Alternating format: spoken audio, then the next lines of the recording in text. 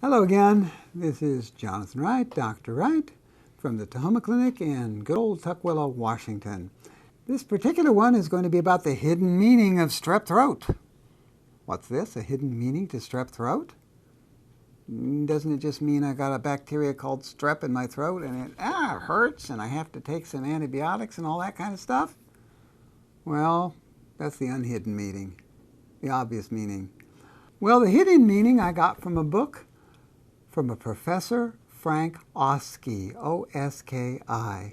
Now, Dr. Oski was the head of pediatrics at Johns Hopkins University. And what was that hidden meaning? Well, first I'm going to tell you what the name of the book was, and maybe you'll guess. The name of the book was Don't Drink Your Milk. And he was referring to cow's milk. He wasn't referring to nursing on mom. He was referring to cow's milk. Whoa, what's this? That's not what I hear. Dairy, oh my goodness, we should get our dairy in every day. Well, I'll have another word or two about that later.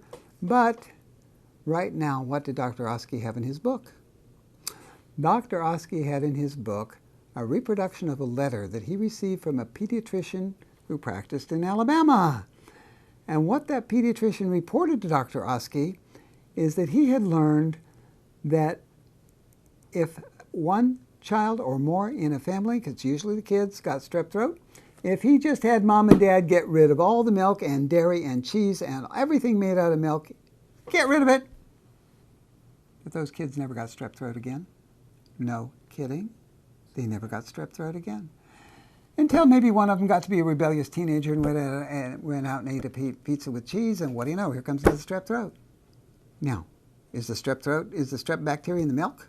No, no, no, no, no, no, no. For those of you who are into the history of science, Dr. Louis Pasteur said that it's the germ that causes the infection. And Dr. André Béchamp said no, it's that the body allows the germ to grow, which in French is called the milieu. And if you have the wrong milieu, the germ can grow. And if you don't have that, the germ can't grow. So if you keep milk out of you, the conditions for strep throat are gone. So it's not just that the hidden meaning is that it's made possible, the strep throat, by milk. It goes beyond that. Yeah, it really does. Where does it go? It follows us for our lifetime. The first time anyone comes on in to work on his or her health with me at Tahoma Clinic, one of the questions I'm in the habit of asking is, did you ever have a strep throat? And many people say no. But for the people who say yes, if they're 30 or 40 or 50 or 60, I'll say, oh, did you know you're allergic to milk? A lot of them say, what? I'll say, well, there's this test where we check in the bloodstream for antibodies. And if we have a high level of antibodies, it means that our bodies are fighting against something. So let's do that food allergy test that checks for antibodies for all those different foods, maybe 95 different foods. And let's see what your antibodies are. And you know, every person who's told me they have strep throat, even if they're 60 years old or older, their blood test includes a high level of antibodies to milk and dairy products. No kidding. And that person's body is still fighting against the milk and dairy, even though they're not getting strep throats anymore. The strep throats are usually more present in children and young adults. But what is that milk doing to them if their body is having to fight it? Well, some people have then said, well, okay, I'll just give up the milk and cheese and all that stuff and see what happens. And the next time they tell me my back pain went away. I was just a nagging back pain, but it went away. Another person will say, after a year or two, I haven't caught so many colds. Oh, why not? Because the immune system wasn't having to fight off the milk, so it was given more opportunity to fight off the other germs. You see, if your immune system's all tied up with fighting this over there, it can't fight that over there as easy. So if we take some of the pressure off it, it can work better. Some people say their joints quit aching. Some people actually say I lost a little weight. Yeah, that happens not only with milk allergy, but I know somebody who published a book read by 2 million people who wrote right in her book that when she gave up eating eggs, that's all she had to do and she lost 10 pounds. If we've had strep throat, that allergy to milk and dairy continues for the rest of our lives. It doesn't necessarily manifest in strep throat, but it can manifest with a whole variety of other problems.